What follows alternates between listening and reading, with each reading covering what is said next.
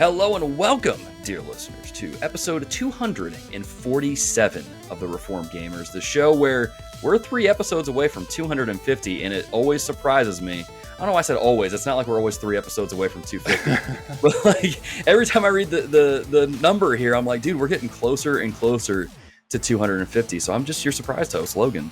And I am his co-host, Micah. Micah, dude, again, I'm going to say this phrase as much as I can. In the year of our Lord 2023. What a time to be a gamer. I think it's one of the best times to be a gamer, man. It's just a good time. Where our show for this episode is stacked with not just the awesome games that we're playing, but some awesome news. Well, one not so awesome news, but some awesome news regardless. Yeah. And these awesome write-ins. Y'all patrons. You guys, as always, you can write in the show over on Patreon. You guys are awesome. Micah, how are you, man? I'm doing good, doing really good. It's we're smack in the middle of the year here in July. It's hot as crap here in Georgia. I've said it before, I've got the PSVR and I'm going to talk a little bit about it, but summer in Georgia and VR, dude, it doesn't mix, man. Like I can't imagine it would. Times. Yeah, I have to wait till like late at night, once the temperatures cool a little bit. Yeah. The lenses will fog a bit. But yeah, no, I'm doing good. Just trying to stay cool. But yeah, we got a lot to talk about. I'm excited about this episode. Yeah, man. Absolutely, man. It has been a wild week for me as well. I was mentioning in the pre-show that your boy is working on his teacher certification, had to go take his content exam for the art content. And apparently, and nobody told me it's one of the hardest ones you can take. And I passed it on the first try. So I'm feeling real good right now. I'm kind of thankful, actually, because my wife said, she's like, oh, yeah, because I was telling her after I talked to my principal about it and he had brought that up. She's like, oh, yeah, I forgot to tell you that that's the hardest exam. I didn't want to tell you before you took it because I know how your anxiety is and you would have self-sabotaged and ruined everything. And I'm like, oh, okay, great. That's not exactly what she said. That's just what I heard. She was like, I'm trying to look out for you because I don't want you to like overthink it and then that messes with you. So it worked. It worked. I mean, I'm just saying my wife is very smart. She knows me very well. But yeah, so normally I like to start off the show with a little bit of like, housekeeping and things like that. But again, you can write into the show over on patreon.com/reformgamers. I didn't really know where to fit this right in at. So I'm just going to take care of it right at the start, get it out of the way, because I know some people don't want to hear me talk about Marvel Snap. And if that's you, just go to the next timestamp where we're talking about what we're playing. But Mandelbrot, if I'm pronouncing your name wrong, let me know, please. But Mandelbrot86 writes in and says, I know that this show doesn't cover Marvel Snap, but I just started playing it this week, and I love it. I was a longtime Magic the Gathering fan and loved fun deck mechanics, and this has the same appeal to me. For those who don't know, me and Nate McKeever at the Backlog Breakdown did a Marvel Snap focused podcast earlier this year. Yes. And I have been holding myself back as hard as I possibly can to just not gush about Marvel Snap on this podcast. But I wanted to read this because I wanted to say Mandelbrot86 and whoever else is listening to this that just got into Marvel Snap and is enjoying it, welcome. I'm glad you're enjoying it. I'm glad you're having fun. But allow me to be a little curmudgeon-y for just 1 second because Jimmy Chunga writes in and says, too late, we're on this train, Micah. The brakes are off. We're going. Jimmy Chunga says, what are your thoughts on spotlight caches? Are they a good thing or a bad thing? Now, let me try to get people caught up who maybe don't know what this is, mainly just so Micah, his eyes don't glaze over when I talk about this. So one of the biggest issues with Marvel Snap has been card acquisition. Getting new cards, getting your hands on cards has been one of the biggest issues in this game for the last really several months. What they've tried to do to make it easier is first to say, hey, here's these collector tokens, here's a shop, it rotates out, you can collect these tokens and buy the cards that you want. That's great. That's fine.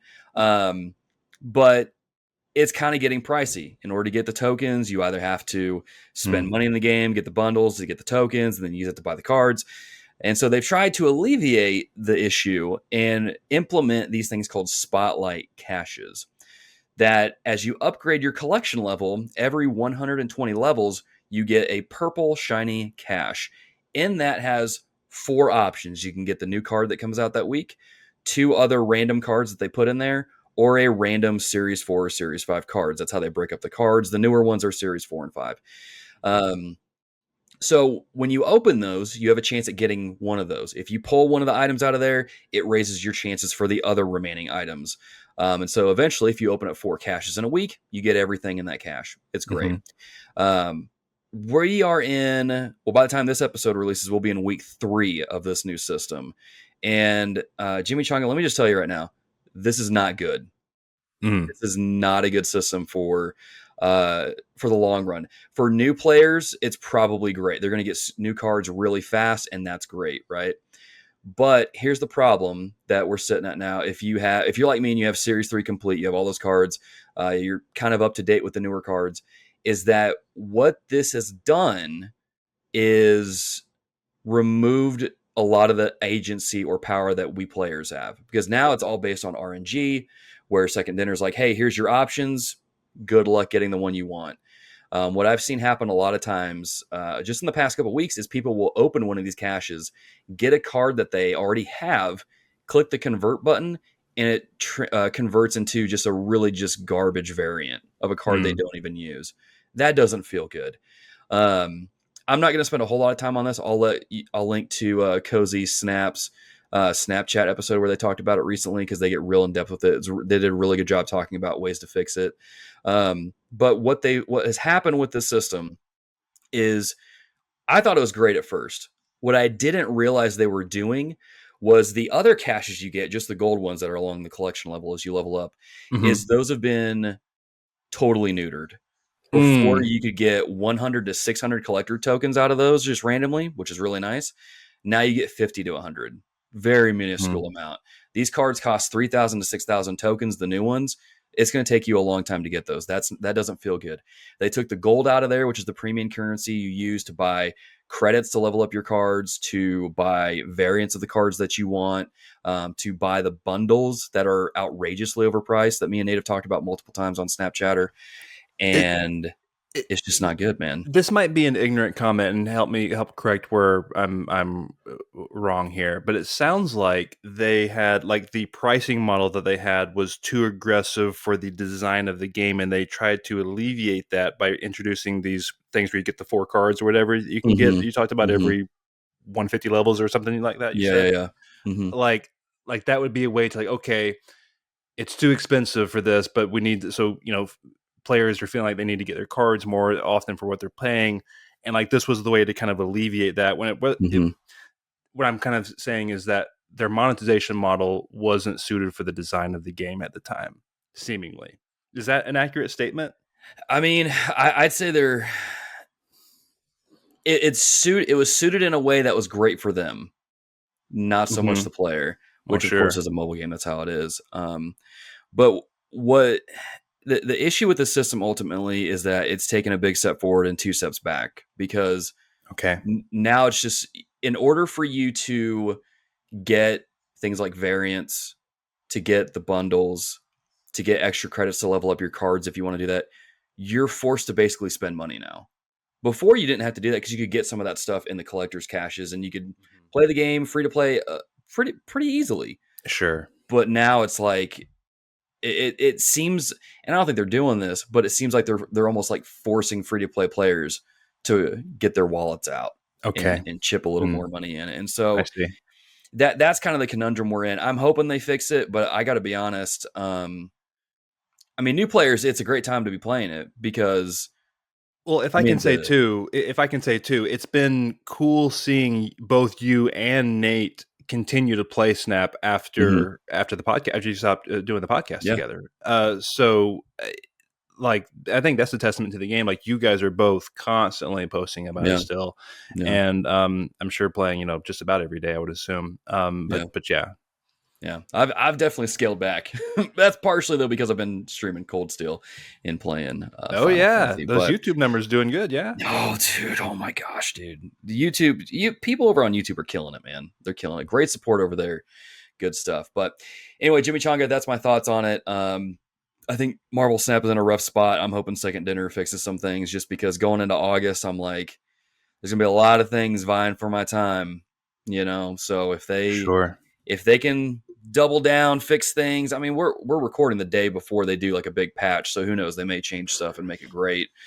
And I may sound like an idiot right here on Monday, but that's just my thoughts on it so far. My thoughts may change on it later. But as always, if you want to hear some Marvel Snap talk, join the Discord. We have a whole channel. It's called Cards and More Arena, but it's really the Marvel Snapchat channel. Just don't let anybody else tell you different. There's no other card games there. But yeah, that's my thoughts on it. But yeah, I am still playing Marvel Snap. And for those that care, I'm 2 levels away from Infinite Rank, level 100. So excellent. This might be the season. This might be the season. Do it. I hit it. We'll see. But something that we are definitely doing is we're still gaming. So, Micah, let's get into what we're playing, man. What are your kids playing? What is this that I'm seeing here? This is a bit of a flashback for me here, man. I haven't heard this game in a while. So not a whole lot new as far as what the kids are playing. I want to call out Minecraft though, because it's a staple in our house. And my oldest daughter especially loves it. It's probably her favorite game. So it gets a lot of use, and we were playing it originally on the Xbox One, and for whatever reason, the Xbox One X, which is what I had specifically, doesn't run Minecraft well. It has a host of bugs, and it was constantly crashing. Really? And so we this was years ago, and so when we got the PS5, it like alleviated all that, and it's been smooth sailing for the whole time we've had the PS5. Okay. And so here recently, I don't know what happened, if a patch came out for the game or what, but the game Minecraft was hard crashing the PS5, like freezing, and there's no recourse other than to unplug the system. That's one of the most graphically intensive games you can play on the PS5 right now. What else do you expect? So it happened 3 times in a week, and I'm like, okay, no, we're not doing this anymore. Yeah. I don't know what they did, if it's a patch or what, but like, we're deleting this because we're not doing this to the PlayStation. Yeah. So right now in the show notes, I got Minecraft, get your crap together, because for whatever reason, like whatever system you're on, it just doesn't want to work well, and there's a host of bugs all the time. That's weird. So while it's a seminal game, it is one of the buggiest games I've ever encountered, and it's literally like breaking my PlayStation. So wow. Just wanted to call that out. That's a bummer, man. But anyway, Minecraft's an awesome game, but I wish they would have better kind of support for it. Yeah. But anyway, into what I've been playing, man. Blast from the stinking past. Got that PlayStation Plus premium subscription. Yes. And every now and again Sony will update it with a PlayStation 1 game that's worth a darn. And this week they came out with Twisted Metal 1 and 2, which is surely to coincide with the Peacock TV show that's upcoming. Yep. And they don't do this for every game, but they put trophies in it, and you can buy a la carte. And so like, I started playing this game yesterday, and I popped the platinum this afternoon. On this game, it's about 4 to 6 hour platinum trophy, I'd say. Say less. If you know how to play Twisted Metal, there's some ways to kind of make it a little bit easier for yourself. But I cannot in good conscience recommend this game to someone who's never played Twisted Metal. I mean, it's it's like Jim Ryan said about the old Gran Turismo. Like, who would want to play Who would want to play this? Yeah. Like, if you have to have nostalgia there. Like Emily was looking at it, she was like, "Oh, this is not what I remember. Like, this is not the Twisted Metal I remember playing."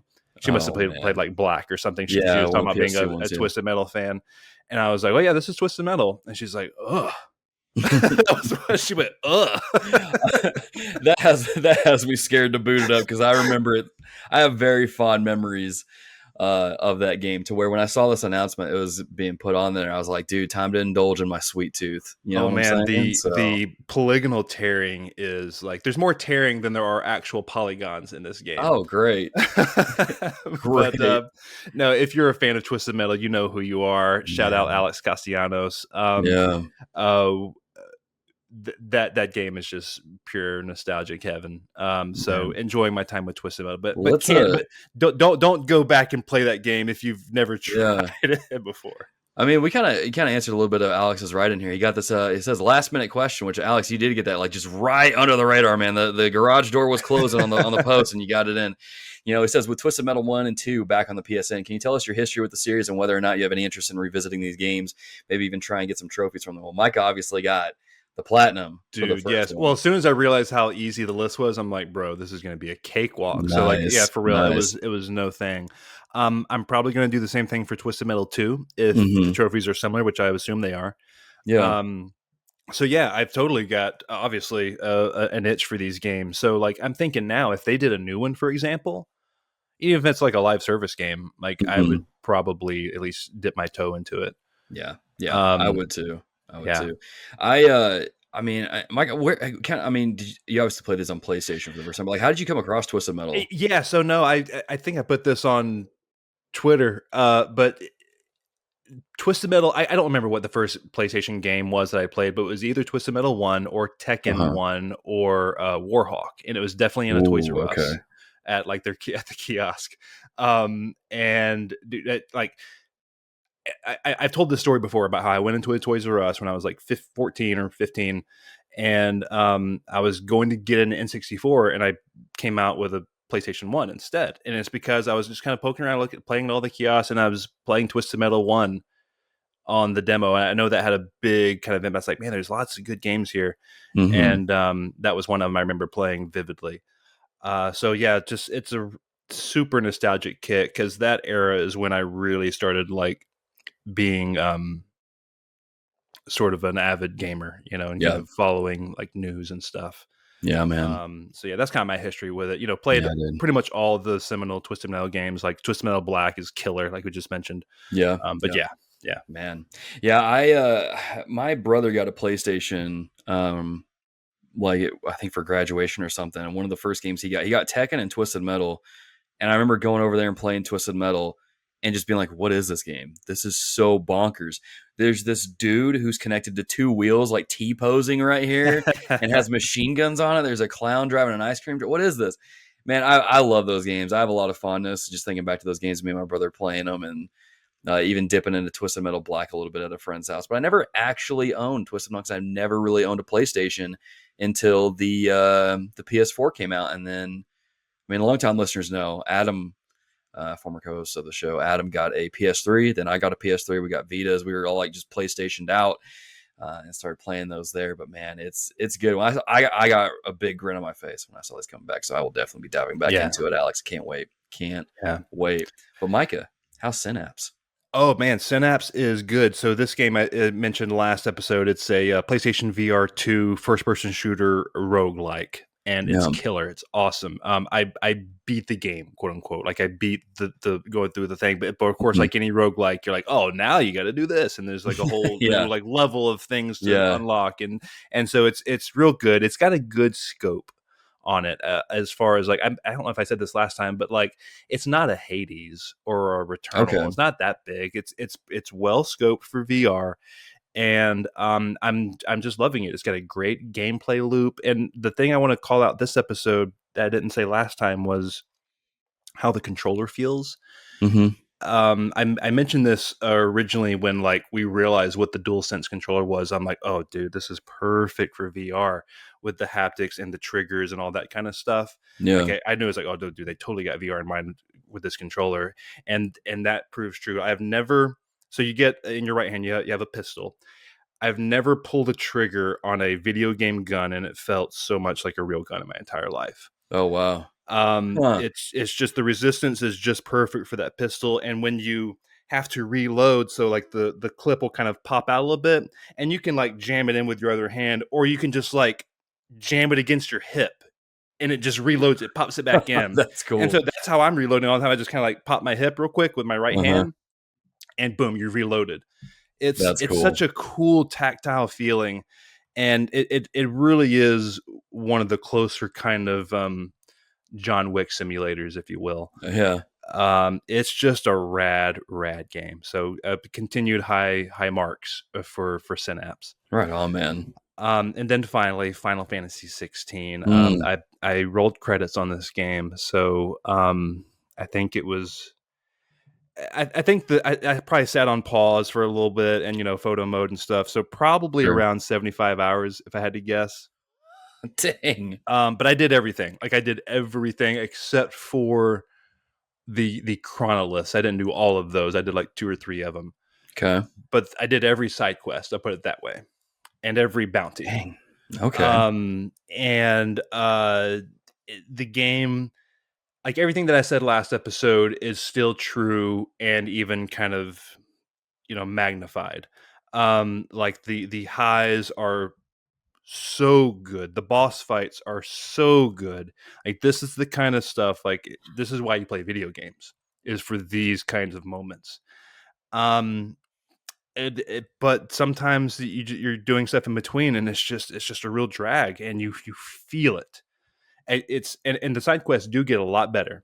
I mentioned I called it out in the last episode. Like these are bad side quests. They get much better, and the characters and the stories that are involved are get you. You start to get your posse, and these characters better, and so the side quests get better, in my opinion. And then the last thing I want to say is that this cast of characters, while not being an RPG with like a traditional like party that you go with and stuff, the cast of characters that you come across and you kind of collect in this game are wonderful. I fell in love with so many of them. I want to especially give a shout out to, of course, Sid is excellent in the game. Gav is excellent in the game. Old Martha at Martha's Rest is great. And just the whole kind of storyline. I don't want to get into spoilers, but like the way that like the game deals with class and bearers and the way that people interact with them and stuff, I think is really neat. And the world is really well fleshed out and stuff. So this game is, I think it's my favorite Final Fantasy since 7. Wow. As far as mainline Final Fantasy, I've played every one of them. Wow. I didn't play a ton of 12, but I played enough to know that I didn't really care for it. Yeah. It's to be fair. polarizing. But yeah, no, I recently played 9, so that was my one gap. As far as like modern Final Fantasy games, yeah, this is my favorite one since 7. It holds up in so many. It holds up as far as being a Final Fantasy game and being true to like the name Final Fantasy. I think a lot of people are gonna put a mark on this game and be like, that's not a Final Fantasy game, and it might go down in history as that. I disagree. I think this is very much a Final Fantasy game that just happens to be an action game and not an RPG.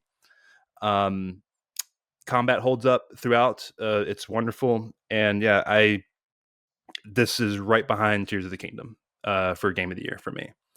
Really, really good. I loved it. I'm very tempted to go back and play Final Fantasy mode, which is the harder difficulty. Don't know if I will, just for time. But I have that itch, and I didn't think I would have an itch to play a 70-hour anything over again. Not that I would be 70 hours the second time through, but that's I don't have an itch to play RPGs like that twice, or big kind of long games like that twice. Yeah. And I kind of have it for this one. So yeah, it pretty much met and exceeded in some ways all my expectations I had for it. And yeah, I loved it. Yeah, Man, dude, it's I knew going into this, you and I were of two different opinions on this game, but I didn't know quite how stark the difference would be between us going into this. I said last episode, I may put that I'm like, I'm so far into it, probably gonna put the game down and then come back to it later because I might like it. That didn't happen, right? I was like, man, I'm only playing Cold Steel 2 while I'm streaming, so I've got to have something else to play. Final Fantasy 16 is here. I guess I'll keep chipping away at it and hope that a switch flips and I like it. My thoughts on the game really haven't changed a whole lot. I will say this: I was playing through a section earlier today, and I was like, "This is Final Fantasy."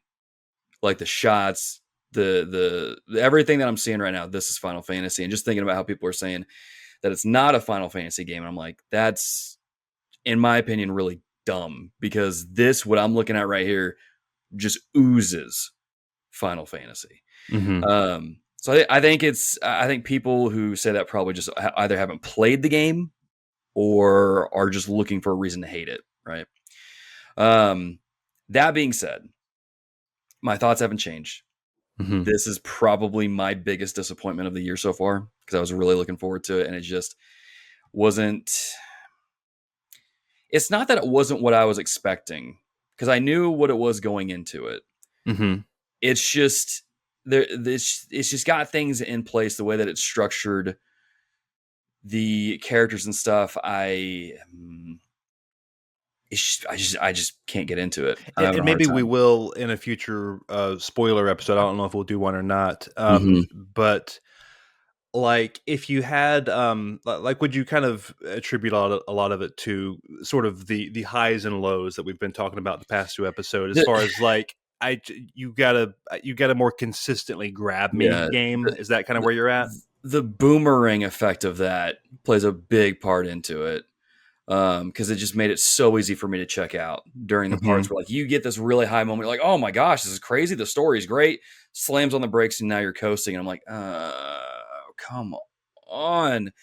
And I think really, and I think I said this in the last episode. I don't remember if I did or not, but I'll repeat it again here in case I didn't. What I wish they would have done with this game is just threw off all the JRPG shackles and made this a linear action game Yeah, and just done I that. said 75 hours. Shave that down to 40, or Yeah. like, if you had 0 side quests. Not that I didn't Yeah. appreciate some of them, Yeah. but I get what you're saying, and this is starting to be a problem with a lot of games where it's like, no, give me something a much more scoped down, appropriately Yeah. scoped Yeah. experience, where like from top to bottom you can be like, wow, that was 30 hours that went by, holy crap, Yeah. you Yeah. know. Yeah. Instead of, wow, I'm at 40 now, 45 hours, when is this wrapping up again? I don't want Yeah. to be there mentally. Yeah. um And that's and I kind of was where I'm right. at. Yeah, Yeah. yeah, sorry, go ahead. But yeah, I just it's really hard for me to talk about this game because it does have some really awesome things going for it. I still really like the combat. Even though Yeah. I mapped everything to the one button, but I'm doing more moves and it's all flashy. I'm like, perfect. I never could have pulled this off on my own. My reflexes are not that good. Hmm. So it's great, but it's just it's a mixed bag for Yeah, me. that reminded me. I do want to say one thing for those who are expecting, like, Devil May Cry difficulty. This is not No, that no, difficult. It's not no, like it's that. This is not. very approachable. This is not Yeah, a difficult game. yeah, So yeah, if you're expecting Devil May Cry, don't. It's not that hard. yeah. Now that I'm thinking of this, I just remember this is one other thing I wanted to bring up.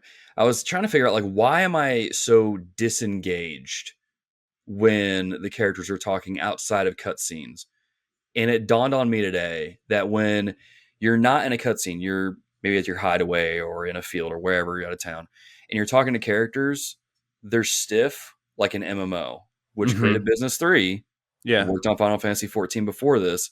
And so when they're talking like that and that it's just kind of stiff, there's really not a whole lot of emotion save for their voice. I'm Hmm. like, oh my gosh, my brain is like MMO mode, disconnect, skip through, you don't need it. And then once in the cutscenes, I'm fully engaged because they're emoting, there's like action. I'm like, that's part of the problem too. So again, I'm not like trying to use that as a way of saying like as a slam against Creative Business 3. I'm just like, oh, I get it now because they Yeah. No, worked on it's Final there. Fantasy 14. That translates over here.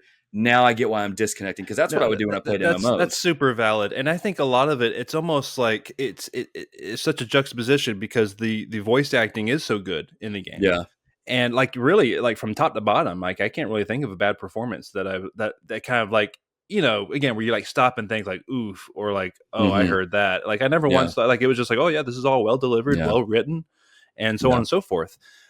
So that is another kind of, in my opinion, like a high mark to say about it, is the voice acting is so good. But yeah, but when hmm, you have that, and then yeah, like the animations and sort of the stiffness, like you described, of an hmm, MMO, it's like, oh well, okay. yeah, It's almost like the game's doing itself a disservice. It's like, well, if only you hadn't made these boss fights so darn good. yeah, It's like, well, yeah, okay, sorry, yeah, I do truly feel like that is part of the conversation, and it's almost impossible because, and I can, and I'm going to reemphasize this a lot. Some of the very best things I've ever played in a video game are in these boss fights, not just one or two. yeah, Like multiple times I'm like, what the heck is this? Yeah. What am I even doing? I'm controlling this? All these kinds of things. At one point in the smack middle of the game, Emily's watching. She's like, "You're at the end of the game?" I'm like, I would, you would be forgiven for thinking that, but no, this is the middle of the game. This is the second boss fight. Are you kidding me? Come on. So, I mean, it's just such epic stuff. And there's one boss fight I am so itching to talk about, just because of the pure spectacle of it and just overall awesomeness of the entire fight. But I can't because I don't want to spoil it for people that are playing it. Right. And let me ask you this, Logan: would you still recommend the game to someone just on those grounds alone, like just for the boss fights alone? It's worth playing. Would you say that, or would you say no? You need to be this type of player. I wouldn't recommend it. Yeah. Okay. Yeah. It's just, to me, it's just not. I just don't think it's worth it. Okay. But that's just my opinion. I've talked to some other people, get their thoughts on it. Some people disagree with me. Other people are like, yeah, I actually agree with you. So, well, no, that's why I want to talk this out, because I think that the answer would be yes, obviously, with how I'm talking, but I want to see someone be like, okay, yeah, no, I do align more usually with what Logan's saying and stuff. So I'll yeah. So like, I like kind of having these different of opinions here, but that's all your criticisms are super valid. Yeah. Like I see, I'm like, yeah, no, that makes sense. I get that. Yeah. I would think that if I were to recommend the game just based off those moments, it would be like telling someone, hey, watch Naruto, but only these specific fights. Mm-hmm. And it's like, well, why shouldn't I watch the rest of the series? I'm like, oh, because the rest of it's just not worth it. And it's like, why should I watch these fights then? Granted, Naruto's awesome. I don't know why I pulled that up. Because I mean, I don't know. That's a whole other thing. I don't want to open up the can of worms. I don't want people coming in the comments be like, Naruto's great, But yeah, it's, again, just a disappointment. The steelbook's nice though. I did get the collection edition. I got that cloth map. That was nice. That was nice. That was a nice consolation prize. But yeah, I'm definitely gonna finish it. I think I'm like 5 chapters away from the end of the game, so I'm gonna finish it probably by the time this episode comes out and just see how it ends.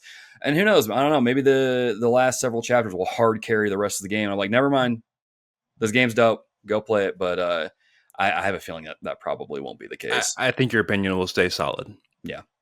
So, but speaking of something that I don't even know how to segue into this, and I can't even talk about this game. I've got Trails of Cold Steel 2 in here. I finished it today, the day of recording, over on youtube.com/reformgamers.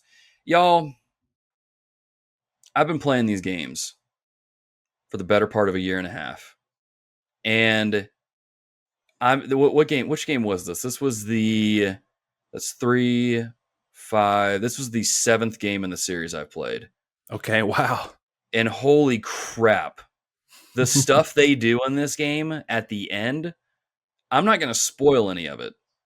But the stuff they do, the revelations, the places they go, I didn't expect.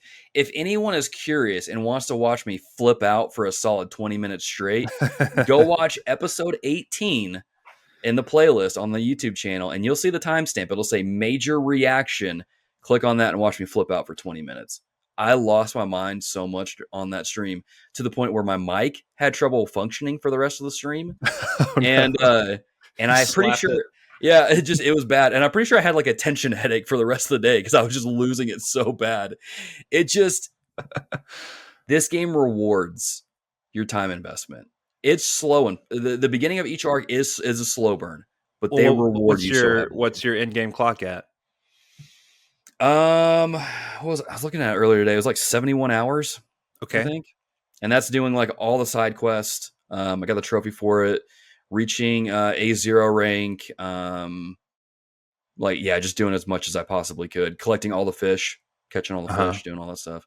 Okay. I tried to literally do as much as I possibly could in this game. I didn't want to rush through it, but dude, that's awesome. I can't believe it. What blows my mind is that people in chat were telling me, which, by the way, if any of you are watching and you hung out in chat during the stream, shout out to you guys. Are awesome. Someone in chat mentioned these games were made by a team of 30 people. And I'm like, are you freaking kidding me? How?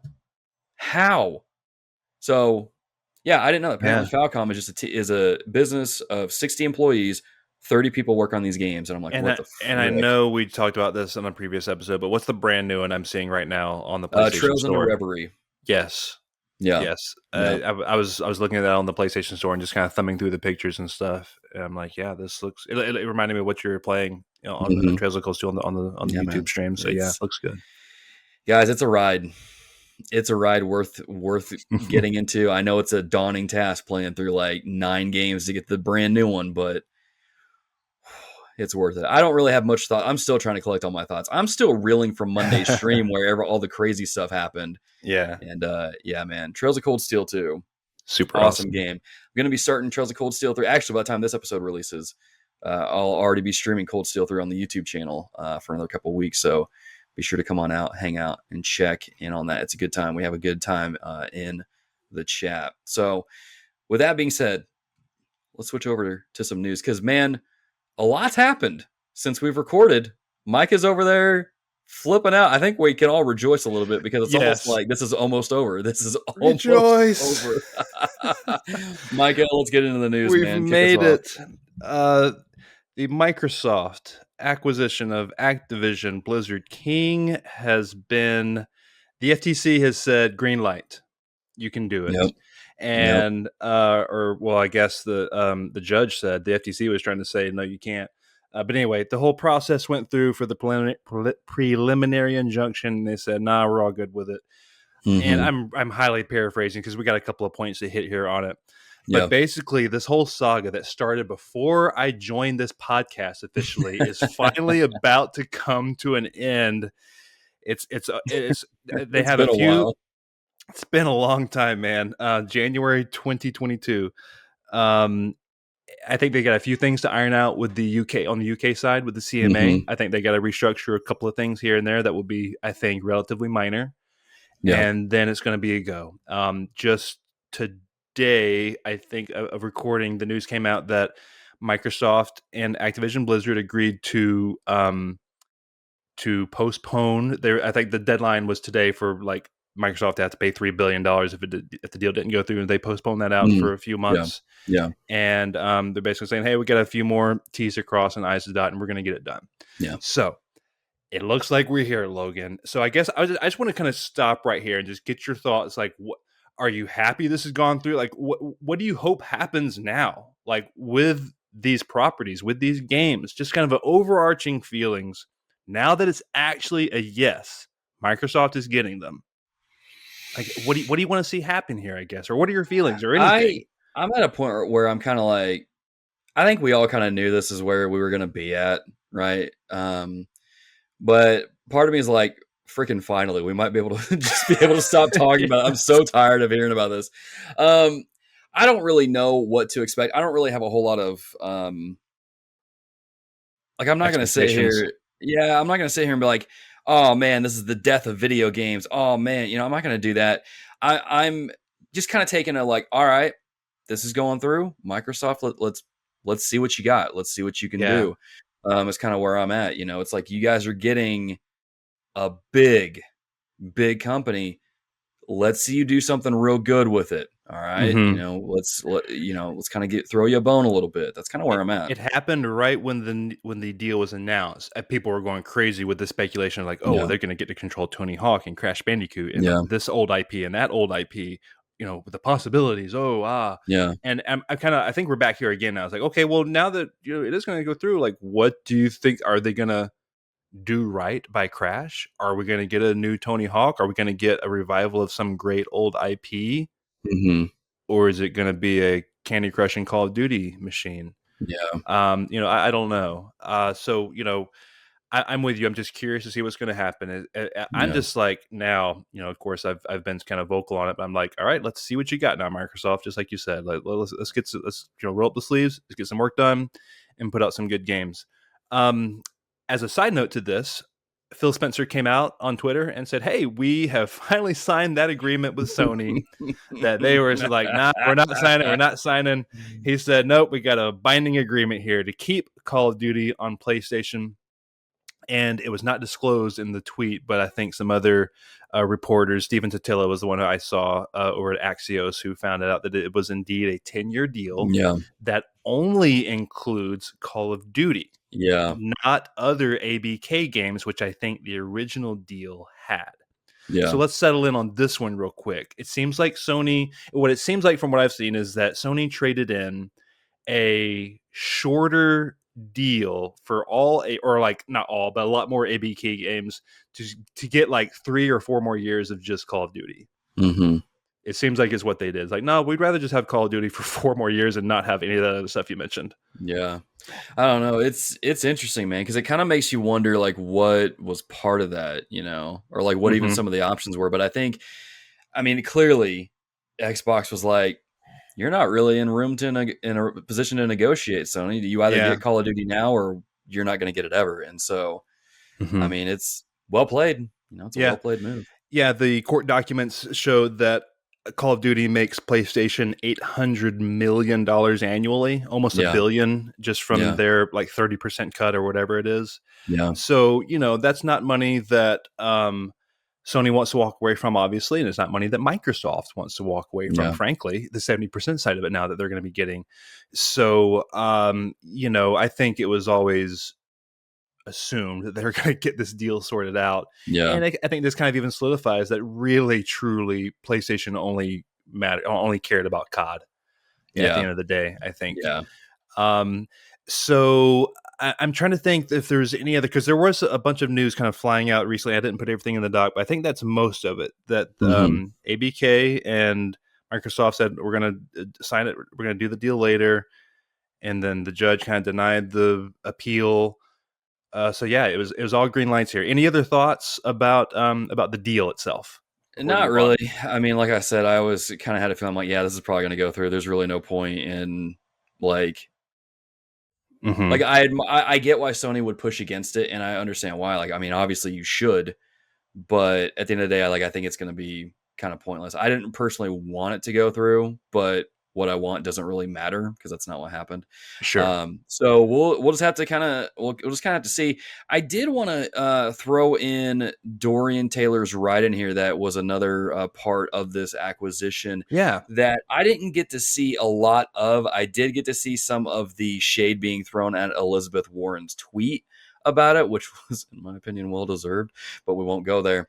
Dorian Taylor writes in and says, so obviously the ABK acquisition is going to be talked about, which we are, but related to that, I watched the trial of Lena Khan live, and I gotta say, it was brutal. If I'm being honest, it was incompetency and blame shifting on a level I didn't think was possible, not to mention time and tax dollars wasted. I'm going to interject here and say, Dorian, what did you expect? It's the U.S. government. I'm not sorry. I'm trying real hard not to get on a soapbox here. Let me continue with Dorian's write-in. The whole fiasco from the attempted blockage all the way to Lena Khan being questioned on her practices screamed politics and decisions being made by folks who don't understand gaming. I'm sure we don't want politics touching gaming any more than it already has. Have either of you seen highlights of the trial? If so, what are your thoughts on government bodies in gaming? I mentioned this already. I haven't seen any of the highlights apart from some of the tweets I saw, and that was it. But Micah, what about you? If Dorian, if you're talking specifically about Lena Khan being interviewed by Congress, no, I have not seen any of that. If you're talking about the actual kind of hearing that happened between ABK and Microsoft and all that drama, I did see some of those highlights. But no, I'm with you, Dorian. It seems like the FTC, it was, they were trying to get, Lena Khan was trying to get a feather in her cap. It was very politically driven to get a win here. This was a fine case to pick, I think, as far as like this was a huge case. It's like I don't know, it's in like the top 5 or top 10 biggest acquisitions ever in the States or something like that. So it's not nothing. I think it was just obviously a reach as far as like, do you actually have a case against this? And it seemed like a losing proposition from the get-go. So that's my only, I don't have a problem with the FTC trying to do its job. Do I think they could have picked a better case? Yeah. Do I think they could have picked a higher profile case? No, not really.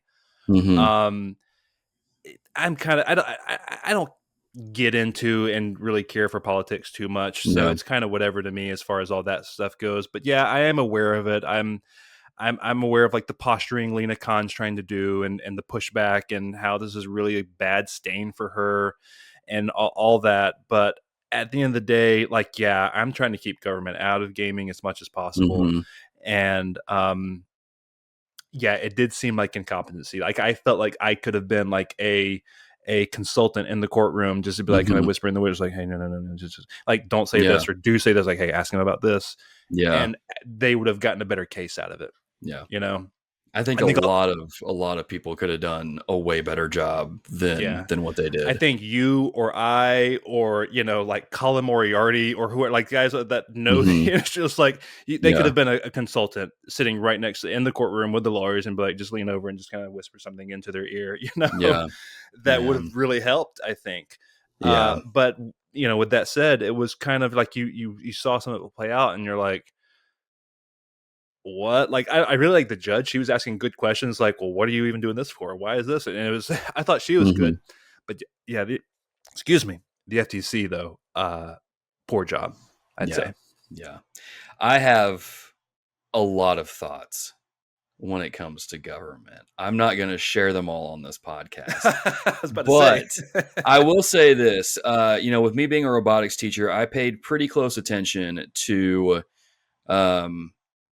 gosh, who was it? Whoever the head of TikTok was, or whoever they sent to represent them in front of Congress to answer their questions and stuff. I remember watching that very closely and just listening to some of the just dumbest questions that they asked this guy. And I'm like, how are you guys in the positions that you are? That's kind of how I felt reading some of the stuff with this. I'm like, you guys clearly don't know anything about gaming. So why are you here? Is there no one else you could have got that could have handled it? And so in regards to government and gaming specifically, they don't need to be anywhere near it. They don't know what they're doing. They're not informed enough, clearly, on anything modern technology related. And it's almost like the government can't solve all of our problems and be an expert on everything. Wow. What a concept. Interesting. Again, I won't go there because I'll save it for something else. Maybe that'll be the Talk TRG episode this month. But yeah, I stay in your own lane. Is what I'll say. Stay in your own lane. This is something that just is not within their wheelhouse. Not within their wheelhouse. You know what is in our wheelhouse though?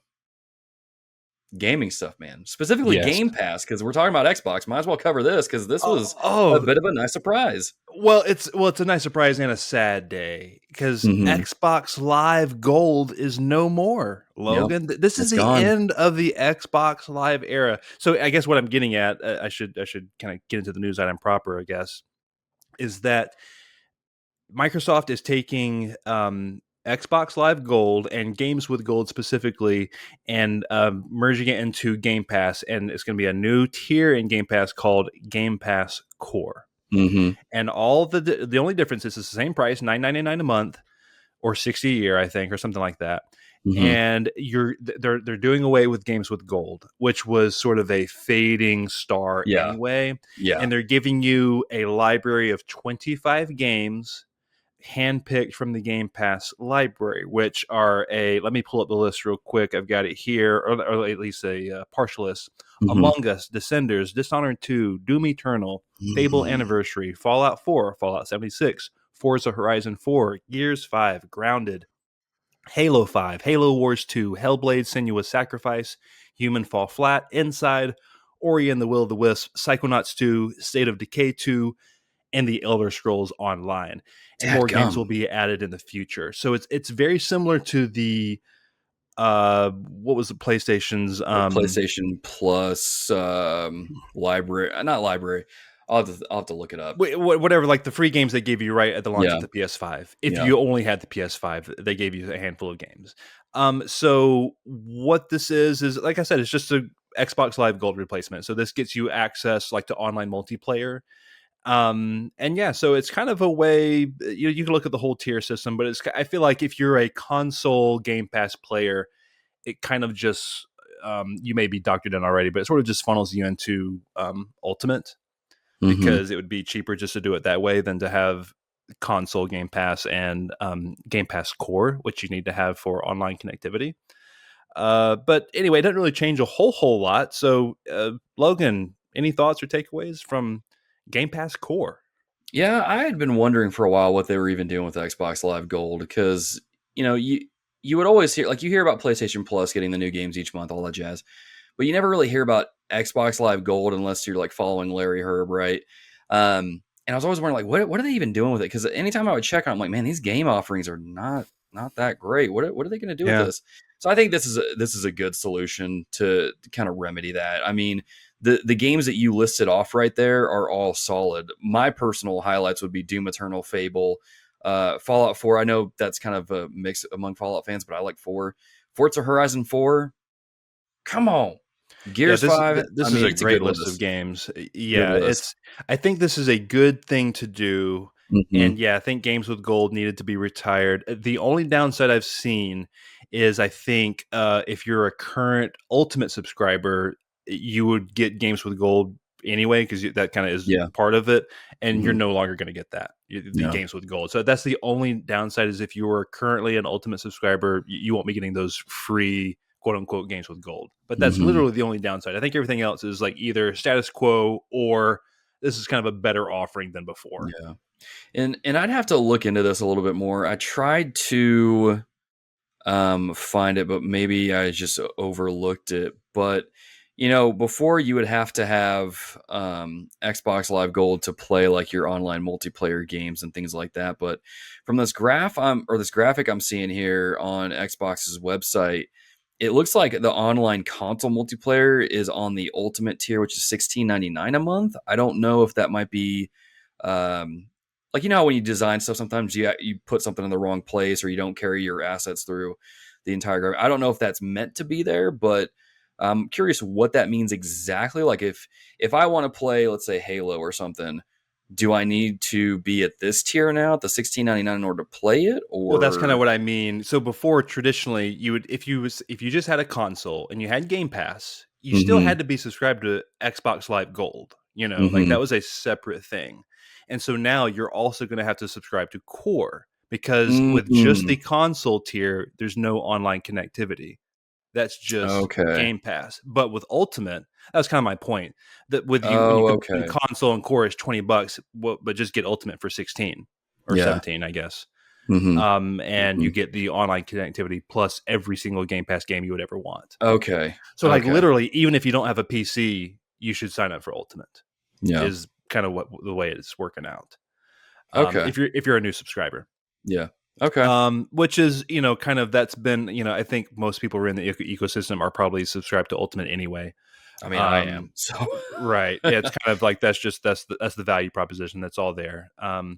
So yeah, that is Game Pass Core. And sort of related, you kind of brought it up there, a little bit of a segue, is there's a pair of retirements that happen in the video game industry that I think are equally noteworthy, and I wanted to kind of pay proper respect to. And the first one is Xbox's Larry Herb, aka Major Nelson, who, gosh, Logan, Major Nelson was like the first kind of online community ambassador, sort of, that, because Xbox Live was the premier online gaming community.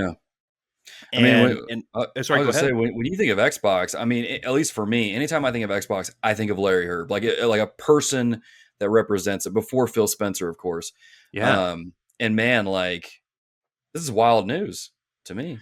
Yeah, over 20 years at Microsoft, and maybe I think Xbox specifically. So great tenure. I don't know if with these sort of retirement announcements, they ever say like where they're going next. I don't think they can.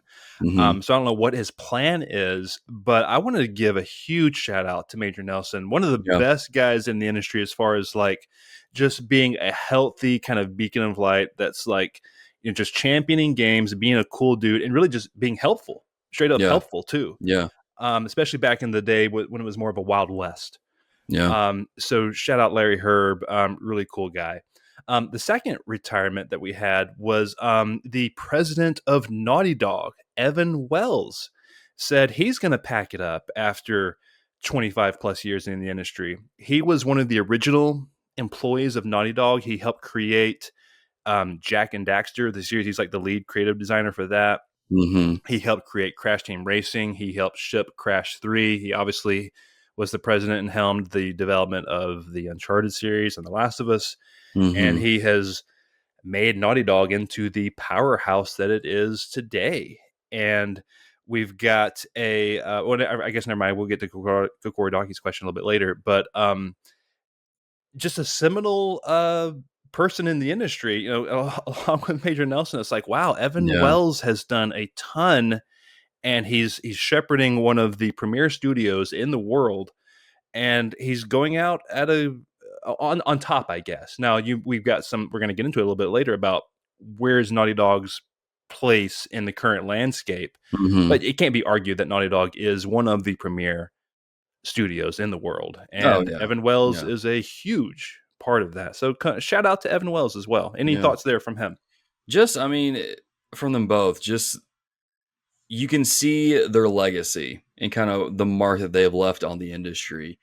Again, just kind of thinking about, you know, when I initially saw Major Nelson was announcing he was retiring, I saw the tweet, didn't really react to it, and then kind of forgot about it. And getting prepped for this show, I was like, man, I'm kind of getting a little, not like misty-eyed, but like, what's the word? Nostalgic, maybe. I remember getting the Xbox 360, and still one of my favorite consoles of all time. Awesome system.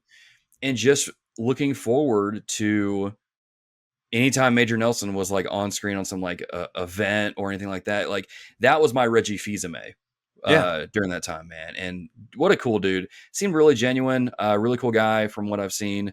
Did a really good job with this podcast too that I listen to from time to time. He's a really cool guy through and through. So I'm glad he's worked hard. He's done a lot of work. He's left quite a legacy. So it's definitely well earned and well deserved. Same thing with Evan Wells, man. I mean, Crash is huge. I mean, and Uncharted, just Naughty Dog as a whole is definitely one of those studios that I feel like everybody knows. And if you don't, then that would surprise me. But dude, just good job to them both. Well deserved, well earned retirements. And if they do decide to do anything else, I look forward to kind of what other work they plan on doing. Yeah, both well-earned retirements if they want to kind of stay there. Yeah. But in keeping with Naughty Dog, there is a new, I guess, leak is what you would call this. The composer for the Last of Us series, Gustavo Santaolalla. He was being interviewed by, I believe, a Spanish speaking outlet.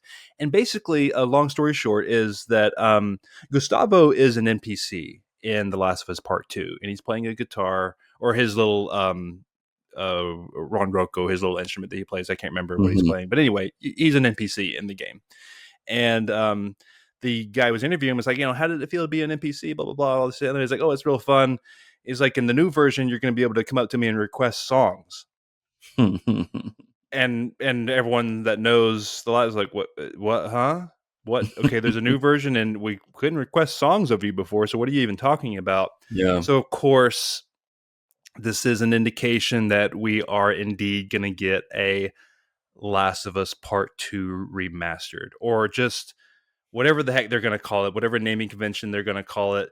This is why we never got that PS5 patch for The Last of Us Part 2. You know, Last of Us Part 2 came out right before the PS5 launched on PlayStation 4. Yeah. And many thought like, well, yeah, we're going to get a patch for this game. No, they're going to reproduct it and sell it again because I think The Last of Us TV show is a smash success. Yeah. And they want to have a new version of this game out by the time the second season of the TV show comes out. Yeah. Is all my prognostication, you think, correct? Is this? I think so. I think what might throw a wrench in their plans a little bit is this strike that's going on within Hollywood. It's probably going to delay that a little bit. But I mean, who knows? They might release it a little bit earlier. But it's interesting. I have thoughts on it. Before we get into those, let's get into Kokorodaki's. Let's get into Kokorodaki's question. Yeah. Kokorodaki writes in, I'm starting to feel like Naughty Dog are either getting creatively dry or pushing aside their creative ideas for what they know is already making them a lot of money. The first game in the series was released in 2013 on the PS3 with a remaster releasing on the PS4 the next year. Since then, they've released 4 more games, all from either their old but very successful Uncharted series or The Last of Us. Part 2 released in 2020, and since then it's really felt like they have no plans for anything other than more of The Last of Us. A remaster of Part 1 released for PS5 PC last year. They're working on some sort of multiplayer game in the franchise, and now it sounds like they're working on a remaster of Part 2. The composer for this series hinted at it in an interview recently. It could potentially be pointing at something in the multiplayer game or Part 3, but most people seem to think it's a remaster of the second game and are tired of getting more remasters of the series. Is this the new Skyrim getting remastered for each new console generation? Do you guys think they're working on anything else behind the scenes? Maybe a new game or a remake of an even older game, like something from the Jak and Daxter series? I don't think we're getting. I think Jak and Daxter's, that ship's gone, dude. That ship is at the bottom of the ocean. We're probably never going to see it again. It's early to really say anything definitively, right? It sounds like it could be a new version of the game. That could be a PS5 patch. Knowing Sony, though, I highly doubt it's a patch. It's probably going to be like what you were saying, Micah, a repackaged PS5 label on it that's could very well be full price, and that'll be the new version. Is this the new Skyrim? I think in this case, maybe.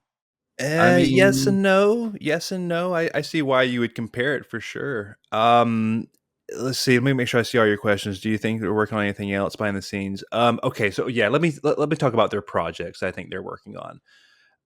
Neil hinted as much in an interview with someone. He basically said like, our next project is already decided, or something like that. And they've talked before about projects plural. And so I think this is pretty easy to say like, well, yeah, that's the multiplayer game. And then The Last of Us Part 3. Or in this case, maybe The Last of Us Part 2 remaster or whatever you want to call it. So yeah, 3 projects. I think where I'm at is whatever The Last of Us Part 2 is probably not very resource intensive, as in it's not taking up anything that's sucking up time from The Last of Us Part 3 or anything else they're working on. Because they're a massive studio. They're getting really big. I think they have another game in the hopper that is not Last of Us or Uncharted. I think it's something brand new. Like Sony Santa Monica has a new game in the hopper, I think Naughty Dog also has some new IP in some form of development. Maybe like pre-production, not actual like development proper, but I think there's something in the hopper. I think they have potentially, if this Last of Us 2 thing is real, like 4 games in the pipeline. 3 of them being Last of Us. So I can't, especially when you look at The Last of Us Part 1 on PS5 and what it did as far as sales and how there was some synergies there with the TV show. You know, and the fact too, I think I made this point. It's like, if these new remakes and remasters, like, oh, well, it hasn't been that long since the remake. Why are they remaking it? It's because it's not for you. It's for new people that we're always talking about, are coming into the industry all the time, or guys that are people that are just turning 18 or 17 or just old enough to play these games, and like they want to play a new version of it. Like if you've played it before, then great, don't buy it. Like, you can't argue that it doesn't sell though, because it was charting. This remake of Last of Us Part 1 that everyone complained about charted and sold really well for Sony, I think, all things considered. I bought it. I mean, I bought it. Yeah. I mean, who's I don't know. I think there's a lot of negativity and kind of just whatever, this weird aura around The Last of Us that's almost even uncalled for and unnecessary. Yeah. But getting back to Naughty Dog, they are on a bit of a slippery slope as far as getting into this. I mean, they're kind of already in it, I suppose. If you aren't a fan of The Last of Us, I am, so I'm kind of fine with it, I guess. I can definitely see where, like, we're fatigued here. Let's move. Just try something else. But I also see, like, you got the momentum. Go ahead and do 3. Like, I kind of get that. I say that more so than when we had 2 and we're waiting for, or when we had 1 and we were waiting for 2. Like, I was like, we don't need 2. But now that 2's out, just go ahead and give me 3 because we need it now. Yeah, that's my opinion. So I'm fine with all The Last of Us. Are they creatively bankrupt? No, I don't think so. I think if you consider staying one franchise creatively bankrupt, then yeah, but they're telling awesome stories in these games, so like I'm fine with it. They're still excellent craftsmen, so I don't have much fear that they're losing their stuff. I am a little concerned that Sony is making them do things that they might not do otherwise, but that's kind of it. I guess it's just they see dollar signs and That was going to be my thing I was going to bring up is that, I mean, because we know Naughty Dog, they're very talented. They're a group of perfectionists. If you want even more details on that, go pick up Jason Schreier's book, Blood, Sweat, and Pixels. He talks about Uncharted 4. And just go read about it. I think PlayStation, again, this goes back to something we were talking about a while ago, and I can't remember what it was now. Oh, it was dealing with COD. I mean, PlayStation's going to do what makes them money, and Last of Us makes money, and so they're going to make Naughty Dog, hey, keep cranking these suckers out because they make money. And so, I mean, it does make me wonder and maybe a little concerned, like how the studio is, because they might be like, hey, we want to kind of flex our creative muscles a little bit and do something different. And Sony may be like, no.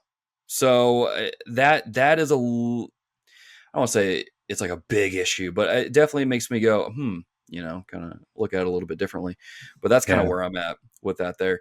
That being said, if we do get a remaster, I'm just going to be honest with all of you. I'm going to pick it up.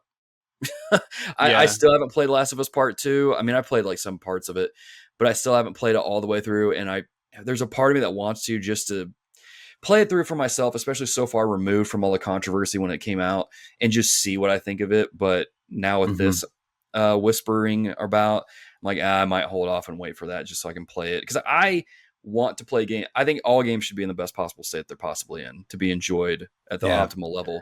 And if that means a remaster of Last of Us Part 2, that's what it means. Yeah, real quick, last point I want to make about this is I think part of the problem here is the whole games are taking for stinking ever to make. And like if games weren't taking 4, 5, 6 years to make, especially Naughty Dog's games, then we wouldn't care so much because we knew we might be getting that new IP more like closer than 2030,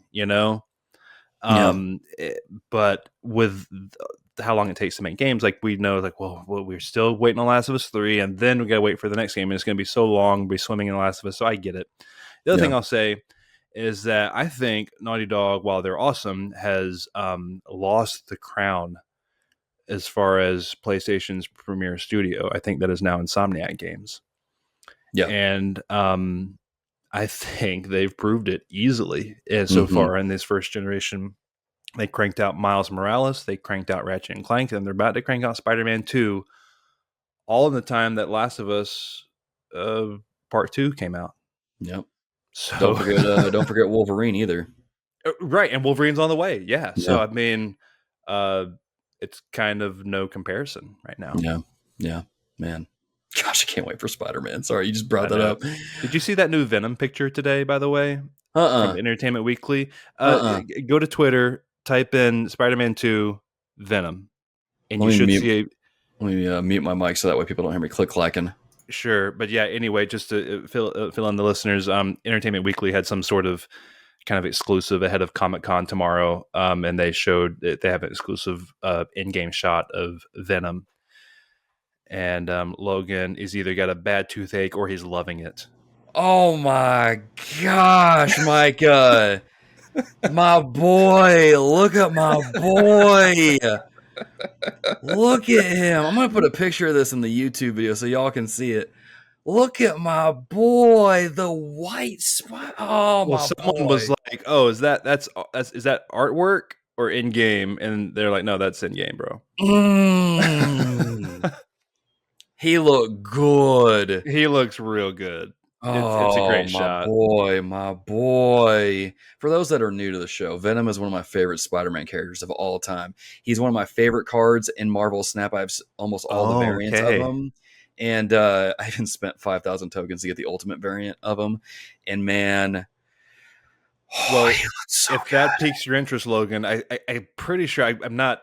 I don't have my finger on the pulse 100%, but I think there's some sort of Comic-Con panel tomorrow about Spider-Man 2. So we might see some more news Of tomorrow. course there is. Of course there is. Right when I'll be watching Hamilton with my wife. Ah. Oh man, I might have to like duck out during intermission and like pull up my phone and Yeah, check pull up the that old out. tweets. Gosh dang, dude, he looks good. Yeah, That's all. yeah, That's he all I've does. got to say is just he looks good. Oof, Venom, baby boy. All right, let's move All on. right, yeah, moving on. That was The Last of Us Part 2 remaster. Yeah. Okay, this next one, man, this is an interesting one. So, a recent study has come out, and basically, it was looking at the availability of video games. I think they went up through like basically any video game that was released in 2009 or earlier, Yeah, pre prior to 2010. 2010. Mm-hmm. Yeah. And basically they surmised that 87% of games released before 2010 are not available to purchase from an official outlet. That's wild. 87% of games made before 2010, you cannot get them officially firsthand from the publisher or from the creator or Yeah. from the owners of the IP. Yeah. Sorry, go ahead. I was going to say, there's like some stats they put up here, and I wanted to kind of read some of them. They said, for example, from the sample of Commodore 64 games tested, only 4.5% of them were still purchasable on a modern digital storefront. Across the Game Boy family of systems, only 5.8%. This figure was actually far higher prior to the shutdown of the Wii U 3DS eShop, which resulted in the only games available for those systems largely being locked behind Nintendo's online service. The study says here, quote, imagine if the only way to watch Titanic was to find a used VHS tape and maintain your own vintage equipment so that you could still watch it.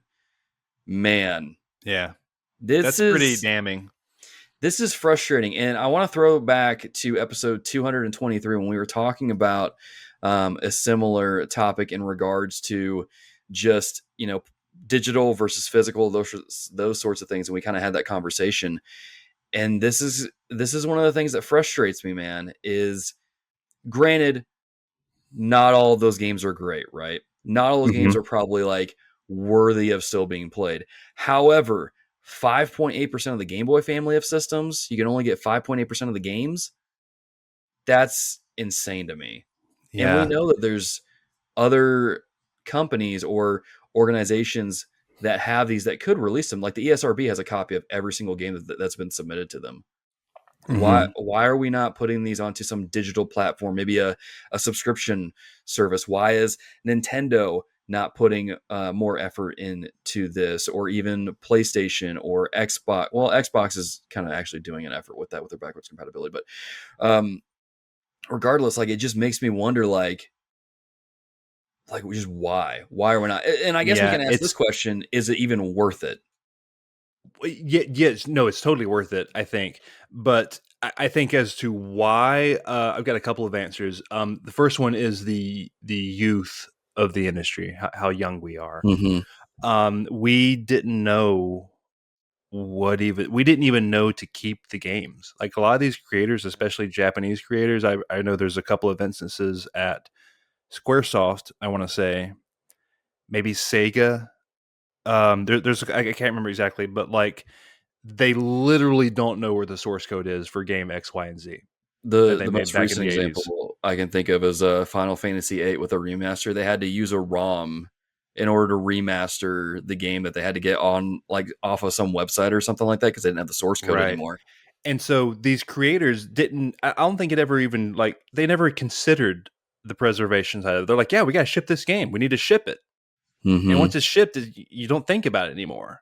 Because it's not like today where like you're patching things. Like this is the shit. This is the done game. This is the game. And I don't know. There just wasn't a thought of like maybe we should preserve this code somewhere. Yeah. And so part of it is the youth. I think because the industry, so we know better now. I think a lot of us. Yeah. But the other part of it is like. It's so our medium makes it so difficult to keep things kind of like going forward all perpetually all the time. it's a little bit different than like, here's a movie. You have like it's a DVD or a Blu-ray, or it's just like Mm-hmm. it's a file that plays a video. Mm-hmm. Versus like, this is a certain set of code that needs to work with a certain set of hardware a certain way, Yeah. and it's just kind of a different animal. Yeah. So I understand that it's hard, but the challenge is there. The challenge is high, I should say, for game preservations. So there's a lot of hurdles we have to cross, but we certainly, I think, can be doing better than 87%. And the last thing I'll say, and maybe I can pitch it back to you with this thought, is what responsibility do the owners of these games have to keep them? Like, they're basically saying they're not available to purchase, not meaning you can't find them. Mm-hmm. It's just that you can't go into a Target, or you can't go to Amazon, or you can't go to Mm-hmm. classicvideogames.com and purchase Akari Warriors for the NES Mm-hmm. digitally. Yeah. So, like, how much responsibility should there be on these companies that make these various games, on indie developers, Mm-hmm. Hollow Knight guys, two guys, three guys? Mm-hmm. What onus is on them to make sure their game is available for years and years and years to come? You know what I'm saying? Like, Yeah. that's not a company. That's Mm-hmm. three guys. So like, Yeah. it's so many different variables, I guess.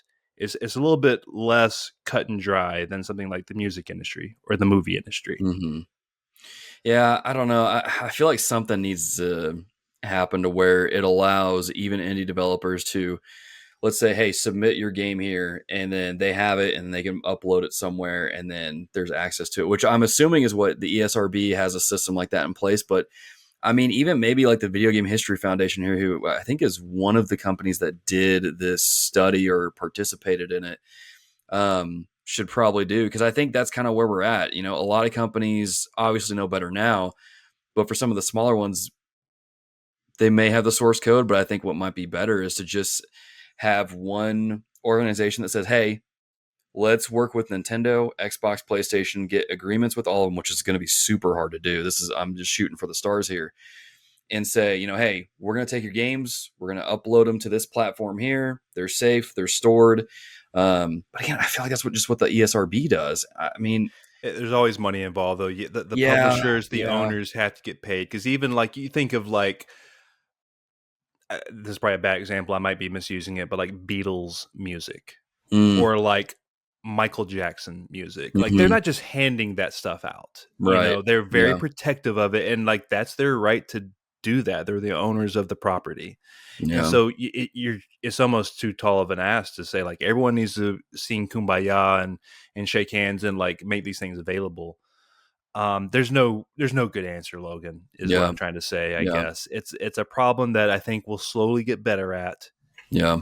But I also kind of question, like, are we really owed it? Is it, like, who's responsible for, because it's so many different owners. You can't put the onus on everybody like that. Yeah. So I don't know. It's a tough question. Yeah. It is tough. And I was even thinking, like, I mean, because it goes back to like, which of these games do we even pick are even worth it? Because let's be honest, not all of these games are worth keeping alive to current systems. So I am Mayo. I mean, well, maybe we'll keep I Am Mayo and that saga. Horse Tap. Okay, maybe not Horse Tap. Horse Tap can go away.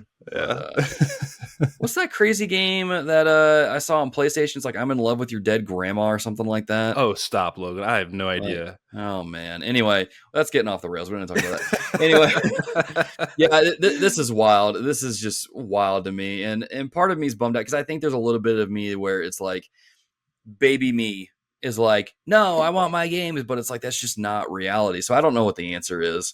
It is a really hard question, but it's crazy, man. It's crazy. Like, it's just, I don't know. Hopefully we'll find a solution. Smarter people will find a solution. Definitely don't need to be figuring that out. Micah, this last one, I'm going to be honest, I totally threw in here because I'm probably the only person who cares about this. Yeah, sound off. And so I'm a big Assassin's Creed fan. I've played all of them since the first one on the Xbox 360. Even Valhalla? You played Valhalla? I played Valhalla, didn't finish it though. Too bloated. Couldn't do it. I'm sorry. Assassin's Creed Odyssey though, I did finish that. We all know the best one is Origins, where they went to Egypt though. Oh, okay. Don't come in with the Black Flag stuff. Game's all right, but I was Origin's gonna better. say 2. Assassin's Dude, Creed 2. two's good. Two's Way real old good. school. Two's real good. That or Brotherhood. I can respect. Okay. Anyway, the new Assassin's Creed Mirage is coming out, and they've said that, at least for now, this was during a recent Reddit AMA, which is Ask Me Anything for those who don't know.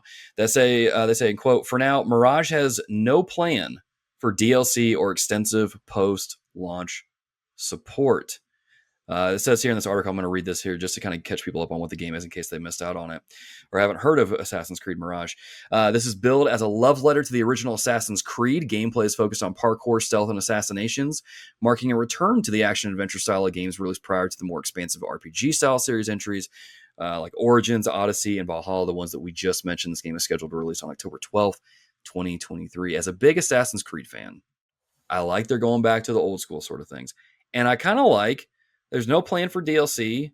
And I believe, well, I didn't see anything here about microtransactions, but I think they even confirmed there's no microtransactions if I want to be. Logan, this goes back to the point I was making at the top of the show about well-scoped games and about the bloat. And like, I think they know, not again, Origins and Odyssey and all that stuff. That's good stuff if you like all that meat on the bones. But if this is more of a 25 to 30 hour adventure, like I would almost want to like support it just for that. Like, oh, you're giving me an appropriately scoped action adventure. Yep. Cool.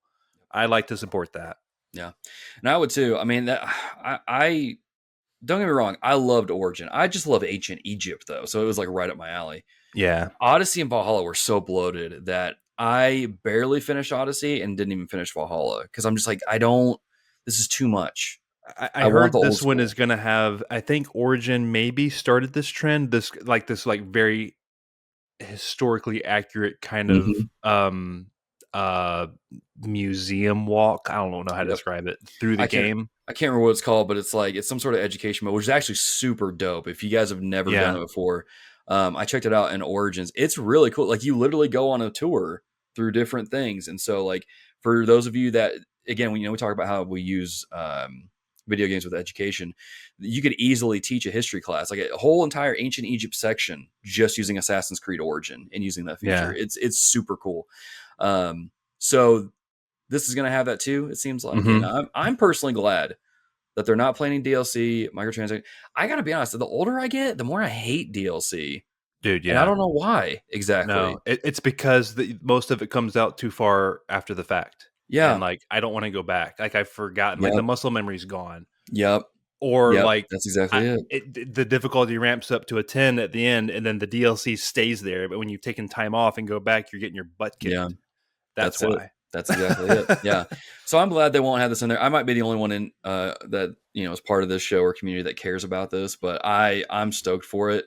I had been looking at this game with a little bit of just because of Valhalla, but then when I heard like love letter to the original games, gonna bring it, like scale it back down, and then this right here, no DLC or microtransactions, I'm like, yeah, I guess I'm buying Assassin's Creed this year. Ubisoft needs a win right here. Oh, I think they might could get it. Yeah, I mean, Assassin's Creed's always like got a base level of good. Yeah, but I'm hoping that this one really succeeds for them, because I think they're making the right call with this game as far as the size of it and stuff. But we'll see how it goes. We will see.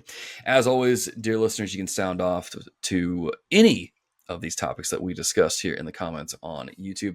Let's end the show with some of our patron write-ins here that we couldn't fit into the rest of the show. We've got 4 lined up here, unless I can't count because, I'm bad at math. It looks like 3. Okay, let's start with Porcho here, who says, I joined the hype train for Final Fantasy XVI. I have not regretted jumping on. Hype trains can derail, though. What is a gaming purchase you most regret, or a hype train you wish you didn't get on? Micah, do you have any? I tried real hard to think of some games for this, and the only one I can think of in recent case is Final Fantasy XVI, just because it's a little bit of a disappointment. That being said, I'm still going to finish the game, but I'm going to try to think of some more. It is truly, thankfully, I had a hard time thinking of one, but there is one that sticks out like a sore thumb. It was massive. You know me, I'm a big day one purchaser. I like to support, the games that I like on day one. And man, I thought Sekiro was going to be my jam. Really? And I haven't bounced off of a full $60 game harder, maybe ever. That like I bought, like I'm so excited for this day one. Let's go, $60, boom. I could not click with that game. The parrying system, I couldn't click with it. And I tried for several hours, and I stopped. I love FromSoft. I love Elden Ring. I've played and beaten Bloodborne and Demon Souls and love those games. It's like I bounced right off of Sekiro. Couldn't do it. Man, big regret. Yeah, that blows my mind. And it's crazy too, because I'm sitting here like I remember playing that game for the first time and like not liking it, and then I tried it 3 or 4 more times, and then I got the platinum trophy.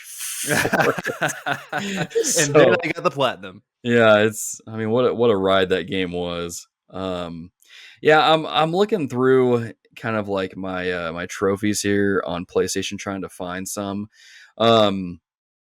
One that I see as I'm scrolling through here easily. I was really excited for this, especially as we're getting close to release. Then the reviews didn't drop until like the day of, and I was like, "Oh crap!" And that was the Callisto Protocol, because I thought it was thought that was going to be the next Dead Space. Come to find out, it was not. That's a good one, man. That's a good one.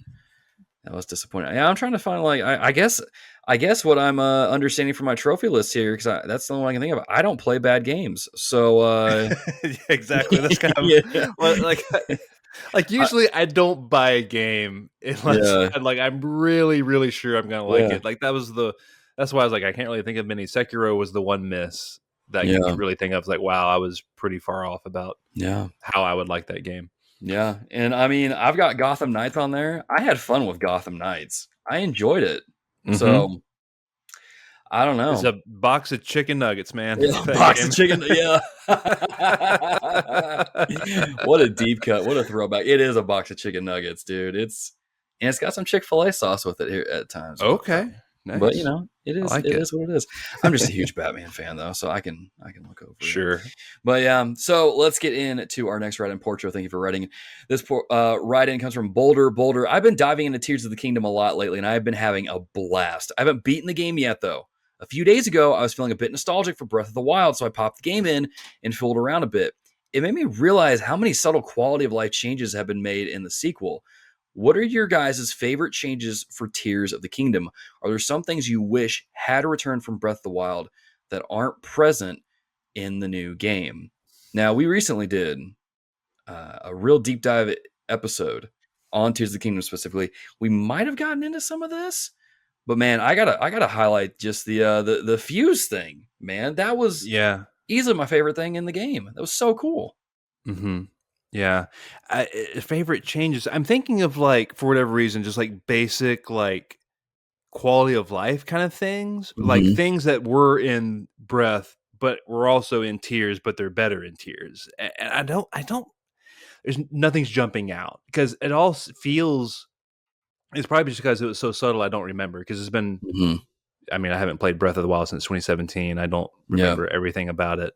As far as like, you know, menu systems, I remember hearing or watching pre-release that the sensor plus, as you got close to like a shrine, the beep that it was, the beep as you got closer and closer, changed from Breath to Tears. It was like a subtle change, but it was so much more like palatable to the ears, like slightly less abrasive. And I was like, oh, you wouldn't even notice it if they weren't side by side, but it is a difference, and it was slightly better in Tears of the Kingdom. But with that said, I wouldn't have known that had it not been pointed out to me. I can't honestly think of anything other than like, you know, like new abilities, like you said, Logan. Right. But like something that was in Breath but was made better in Tears. Maybe just like the way like the towers work. Like I love how you get shot up in the towers and you kind of glide around and stuff. Like, but that's not even really. I don't think that's necessarily answering your question, Boulder. But I guess I'm kind of drawing a blank, but no, Tears of the Kingdom is awesome, and there definitely were quality of life things there. I just can't really think of any that are jumping out. Yeah, I can't think of any. I mean, just the fact the physics alone, I mean, have been different, and that was a huge change. The new abilities allow you to traverse the whole entire landscape way differently than what you could in the original game.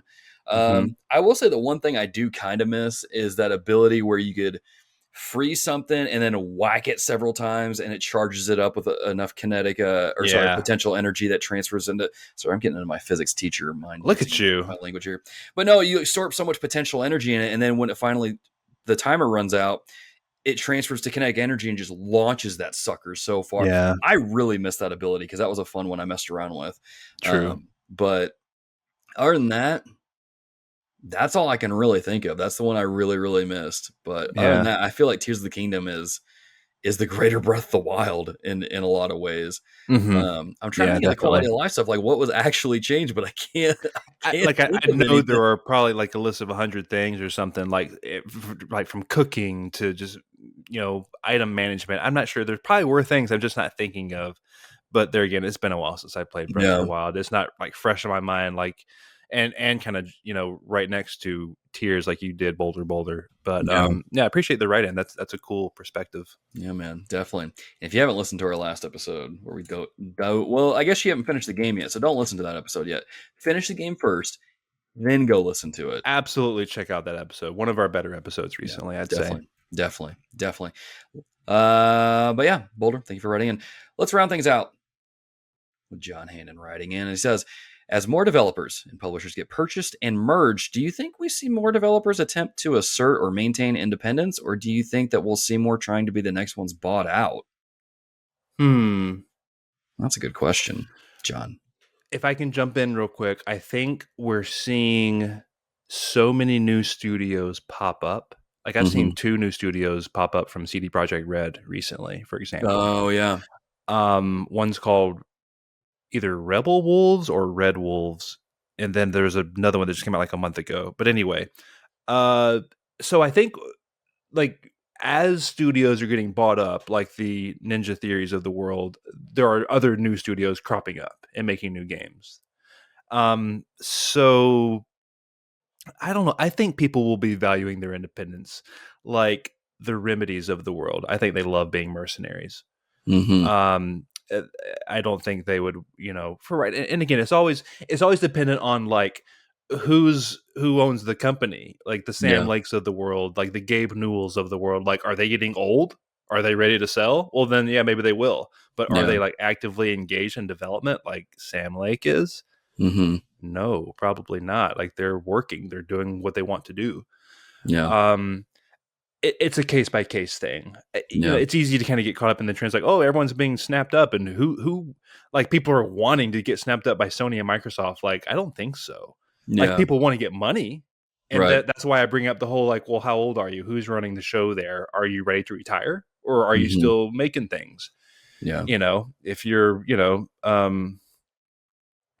like Evan Wells, for example, that's a bad situation. But if he was running a smaller company, he might be like, yeah, I'll sell out to Microsoft or whoever, because I feel satisfied and I want to move on. So it's a case by case thing. I don't think we will see more acquisitions and more developers being snatched up, but it's not because like people are like, oh, me next Sony, me next Microsoft. I don't think that's it. Yeah, I agree with you. I think it also might depend on the studio itself and kind of what the relationship is with a particular publisher. If Sony is like whining and dining, having a real good experience with the one developer, they might pick them up, which is, I mean, it's kind of what they've done. I mean, they picked up companies that they've had long-standing relationships with. They work well together, so it seems, and so that's kind of what they do. And so I think that's going to play a big part into it as well. They're going to be thinking and evaluating stuff. You just think, Nintendo was there for us when nobody else was. Maybe we go with them. Maybe we stick close to them, or PlayStation, Xbox, whoever it may be. And so I think that'll play into it as well. But yeah, I agree. I think it'll really kind of depend on a case by case basis and kind of how that goes. Dude, this thought just crossed my mind, because Microsoft's like, yeah, no, we're not done after Activision, and Sony's like, yeah, no, we got some more things to do. How funny would it be if Nintendo came out and said, yeah, no, we're buying Sega? Sega, of all companies, Nintendo joins forces with Sega. Like, can I be honest? How crazy would that be? I'm surprised they haven't done that already, to be completely Kinda. honest. The Because more I think about it, the more I'm like, wow, that'd be pretty neat, actually. yeah, because I remember when I started seeing Sega games show up on Nintendo systems, like Sonic on the 3DS or DS or whatever, and all that, and some others. I was like, is Nintendo going to buy Sega? That'd be. I mean, that's been like so Well, many years just ago, but just just like coming full circle from the yeah, rivalry, like yeah, I think that would be hilarious and kind of awesome. yeah. Not that I want any more consolidation, I don't, but kind of just thinking like, that would, like, if the headline came out tomorrow and we see Nintendo cross Sega, like that would break the internet, the video game internet at least. You know what my first thought would be is, oh crap, Persona is going to be on Nintendo only from now on. That's Oh going to wow, that would be suck. something. I mean, that wouldn't be a bad thing for a lot of people, I don't think. Yeah, I would just miss my Um, trophies. But sure. Oh man. oh Anyway, man, I shouldn't have even entertained that. That's a that would be silly wild. thought. It's never gonna happen. Watch. We finish recording, and I go to edit this episode, and that news drops. I'm like, gosh, dang it, Micah! Yeah, we'll Quit see. speaking things into existence, man. Quit speaking things into existence. Speaking of speaking things into existence and how people do that with their support over on Patreon, I guess they're not really whatever. I'm bad at these segues. It's the second episode of the month. It's time to thank the lovely, lovely folks who support us over on patreon.com/the Reform Gamers. As always, you can support the show financially over there with as little as $1 a month. Gets you early uncut access to all of our episodes, behind the scenes, and more. And it allows you to write into all of our episodes as well. So we'll take a moment to shout those lovely dear listeners out over on Patreon.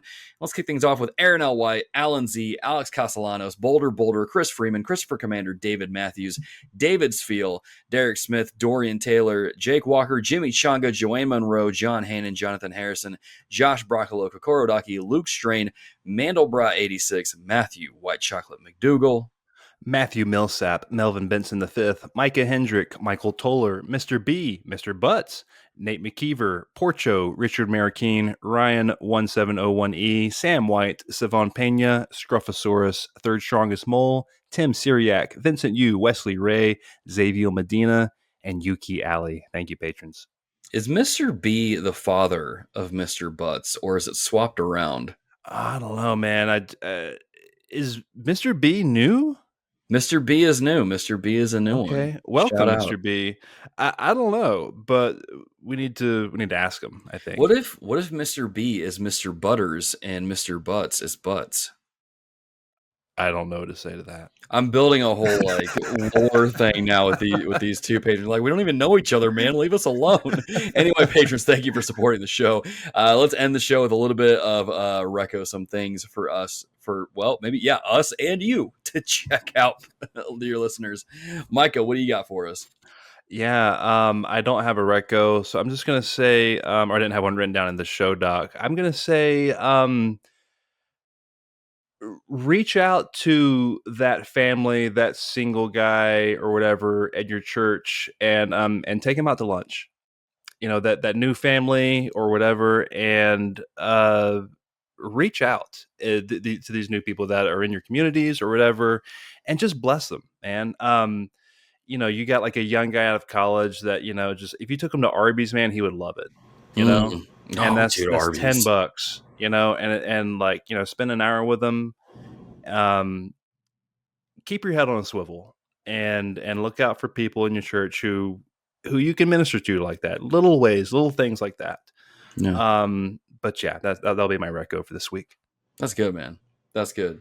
Something else you can do with those people that you're hanging out with, maybe getting to know them a little bit, is watching movies with them. That's something that me and my wife like to do during the summers. We like to get caught up on movies that we might have missed and watch movies. I was hoping to come into this episode to be able to recommend Transformers: Rise of the Beast, but I can't because it's not that great. So one movie I will recommend to all of you that is surprisingly good. You may not think it would be good just by looking at the trailer, but trust me, I don't play bad games, by the way. I don't watch bad. Well, I can't say I don't watch bad movies. I watch Transformers. Never mind. What I'm trying to say is check out Dungeons and Dragons: Honor Among Thieves. If you're not into the fantasy stuff, I understand. But if you are, and you're in for a good time, and a movie that is I think mostly clean, if I remember correctly. Check this movie out. Me and my wife watched it. We gave it a shot. We're pleasantly surprised. It's a really fun time. It's a really good movie. It's a good time. It's a good season. Just kind of hang out with family and my thing growing up, we used to watch movies a lot, and so that's what I like to do over the summer. And so that was one we picked out. And I'm like, man, that's a really good movie. I want to recommend. Yeah, and for those also not into D&D, you can watch this. I have not, but I've heard that, and I've heard tons of people say that this movie completely what's the phrase? Punches above its class, above its weight class. Yeah. It's really good. Yeah, it's really, really good. Yeah. Definitely give it a shot. Would highly recommend it. Definitely one of those kind of like sleeper hits that I think a lot of people might miss out on, but it's well worth checking out. With that being said, that brings episode 247 of the Reformed Gamers to a close. As always, if you want to support the show financially, you can do so via Patreon. You can do so also on YouTube by watching our videos, giving us all that sweet, sweet watch time, and also maybe doing a super thanks, right? You can drop as much as you want. You can drop $1 or whatever. Drop a super thanks, super chat if you're watching me stream trails as well. You can do that as well over there. It's a good time. But if you can't support us financially, totally understand. Times are hard. I understand. There's a lot of other ways you can do that. Again, just giving the episodes plenty of watch time over on YouTube is a great help with that. Subscribing to the channel, liking the channel, commenting, doing all that boosts it in the algorithm. That's a huge, huge help. Would highly recommend that. You can also support us just by going over to the website, reformgamers.com, checking out some of our past articles, episodes, and more. You can follow us on Twitter. You can join the Discord server, especially if you're into Marvel Snap. We're talking about that a lot in that channel, I'm telling you. And if that doesn't strike your fancy, there's a channel just for just about for everything in there. And if there isn't one that maybe needs to get made, let me know, and we'll go from there. But yeah, links to everything will be in your show notes. With that being said, thank you all for watching this episode, or I guess listening to this episode if you're listening on podcast feeds. Thank you for checking out this episode of the Reformed Gamers. And until next time, be a dear, keep it locked here, and we'll see you in the next episode. Thank you for listening to TRG. This show is fully supported over on patreon.com by our dear listeners. The following are our supporters at the producer level or higher, and we are thankful for their continued support that allows us to continue doing what we do here at TRG. Those people are Mr. Butts, David Matthews, Richard Marroquin, and Alan Z. Thank you again for your continued support over on patreon.com, where you can pledge your support to the show and get early uncut access to all of our episodes, behind the scenes, and more. Thank you for listening, and until next time, be a dear, keep it locked here. We'll see you in the next episode.